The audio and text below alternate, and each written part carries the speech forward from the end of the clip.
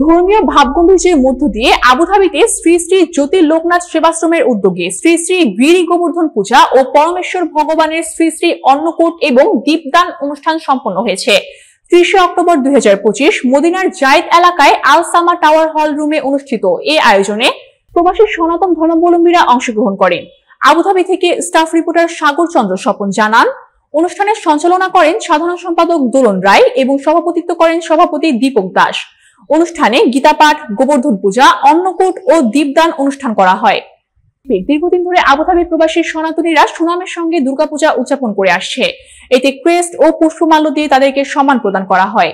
এছাড়া আবুধাবি দুর্গাপূজা উদযাপন committee, Radha Madhav নামহাট্ট, Abu Dhabi Shri Shri সনাতনী গীতা সংঘ, মোসাফা সনাতনী গীতা ও মামুরা রাস আল খাইমাহ জ্যোতি লোকনাথ সেবাশ্রম সহ বিভিন্ন সংগঠনের সদস্যরা অনুষ্ঠানে উপস্থিত ছিলেন। সংক্ষিপ্ত প্রার্থনা, সংকীর্তন এবং মহাপ্রসাদের মাধ্যমে অনুষ্ঠানটি সফলভাবে সমাপ্ত হয়।